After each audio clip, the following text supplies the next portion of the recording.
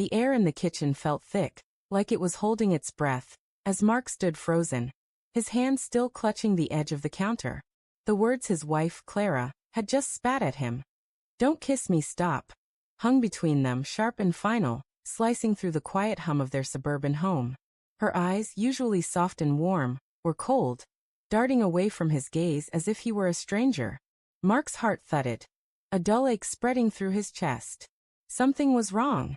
Terribly wrong. For 12 years, their marriage had been a steady rhythm, imperfect but familiar, like a favorite song played on repeat. They'd built a life together. A modest house with a creaky porch swing, a daughter who loved soccer, and quiet evenings spent laughing over takeout. But lately, Clara had been distant, her smiles forced, her touch fleeting. Mark had chalked it up to stress, her new job, the endless demands of parenting. But this moment, this rejection, felt like a crack in the foundation of everything he thought he knew. "Why?" he asked, his voice low, almost afraid of the answer. Clara's lips parted, but no words came. She turned away, busying herself with the dishes, her movements jerky, like she was trying to outrun the question. The clatter of plates filled the silence, but it couldn't drown out the unease gnawing at Mark's gut. "I'm just tired," she mumbled finally, her back still to him. "It's been a long day." Mark wanted to believe her. He wanted to wrap his arms around her, to feel the warmth of her laughter against his chest like he used to. But her words felt hollow, and the space between them stretched wider than the kitchen table. The doorbell rang, a sharp interruption. Clara's shoulders tensed, and she glanced toward the hallway. "That's probably Lena," she said quickly, wiping her hands on a dish towel. "I forgot she was coming over." Lena, Clara's cousin, was a whirlwind of energy, always bursting into their lives with stories of her latest adventures. Mark liked her, or at least he thought he did. She was bold, unapologetic, the kind of person who could make a room feel alive. But tonight, her arrival felt like an intrusion. As Clara hurried to the door, Mark lingered in the kitchen, his fingers tracing the grain of the countertop. He heard the murmur of voices, Lena's bright laugh cutting through the air. Then footsteps. Clara reappeared, Lena trailing behind her, a bottle of wine in hand. "Mark, you're looking serious tonight," Lena teased, her dark eyes glinting as she set the bottle on the counter. "Trouble in paradise?"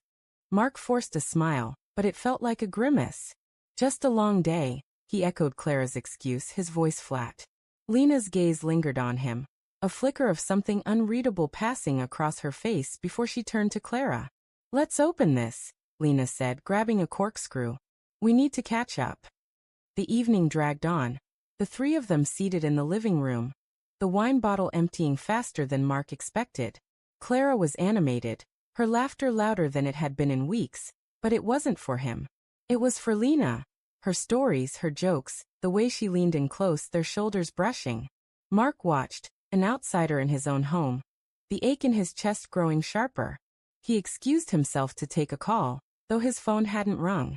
Outside, the night air was cool, the stars hidden behind a veil of clouds. He leaned against the porch railing, trying to shake the feeling that something was slipping away from him. The door creaked open behind him, and he turned, expecting Clara. But it was Lena. "Hey," she said softly, stepping closer. Her perfume, sharp and floral, hit him like a memory he couldn't place. "Wait for me outside." She hesitated, her eyes searching his. "I need to tell you something." Mark's stomach twisted. "What is it?" Lena glanced back toward the house, where Clara's silhouette moved behind the curtains. "Not here," she whispered. "Meet me by the oak tree at the end of the street in 10 minutes. Before he could respond, she slipped back inside, leaving him alone with the weight of her words. Suspense coiled in his chest, a mix of dread and curiosity. What could Lena possibly need to say that Clara couldn't hear? 10 minutes later, Mark stood under the sprawling branches of the oak tree, the street lamp casting long shadows across the pavement. Lena appeared, her footsteps quick and purposeful. She stopped a few feet away, her expression uncharacteristically serious. "Mark, I can't keep this from you anymore," she said, her voice barely above a whisper. "Clara's been lying to you." The world tilted. Mark's breath caught, and he braced himself against the tree, the rough bark biting into his palm. "What are you talking about?" Lena's eyes softened, but there was no warmth in them. She's been seeing someone. For months. The words hit like a physical blow, knocking the air from his lungs. Mark shook his head, as if he could shake them away. No. That's not possible. Clara wouldn't. She would. Lena cut in, her voice firm.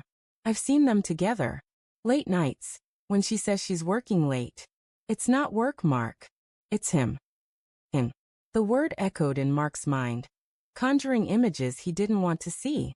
Clara's late nights, her sudden need for space, the way she flinched at his touch. It all clicked into place, a puzzle he hadn't wanted to solve. Who? He managed, his voice raw.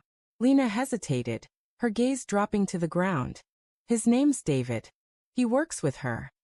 David. The name was a knife, twisting deeper. Mark had met him once at a company party, a charming guy with an easy smile. He'd thought nothing of it then. Now the memory burned. Why are you telling me this? Mark asked, his voice breaking. Why now? Lena stepped closer, her hand brushing his arm. Because you deserve to know. Because I care about you. Her words felt wrong, like a script read out of order. Mark pulled away, his mind racing. Was Lena trying to help him? Or was there something else at play? The doubt gnawed at him, but the betrayal, Clara's betrayal, hurt more. He stumbled back to the house, his thoughts a chaotic blur. Inside, Clara was still in the living room, scrolling through her phone. She looked up, her smile faltering when she saw his face. Mark, what's wrong? He wanted to scream, to demand answers, but the words stuck in his throat. Instead, he sat across from her, the distance between them a chasm. Are you happy? He asked, his voice barely audible. Clara frowned, setting her phone down. What kind of question is that? Are you happy with me? He pressed, his eyes searching hers for the truth. She hesitated, and in that pause Mark saw everything. The guilt, the secrets, the love that had slipped away. I don't know, she admitted finally, her voice small. I've been trying, Mark. But it's hard. Hard. He laughed, a bitter sound. Hard enough to turn to someone else? To David. Her face went pale, her eyes wide with shock. Who told you? The confirmation was a final blow, shattering what little hope he'd clung to. Mark stood, his hands trembling. It doesn't matter who told me. What matters is you didn't. Clara reached for him, but he stepped back, the pain too raw to let her close. I didn't mean for it to happen, she said, tears streaming down her face. I was lonely, Mark. You were always working, always distracted. I needed someone. Her words were a mirror, reflecting his own failures. He hadn't been perfect, hadn't noticed her slipping away. But that didn't erase the betrayal, the trust she'd broken. I loved you, he said, his voice cracking. I still do. Clara sobbed, her hands covering her face, but Mark couldn't stay. He grabbed his keys and walked out, the door slamming behind him. The night swallowed him, the stars still hidden, the world as broken as his heart. Under the oak tree he stood alone, the weight of Clara's betrayal pressing down on him. He didn't know what came next, forgiveness, separation, or something in between.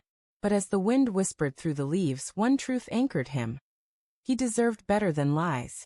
And somehow he'd find a way to heal.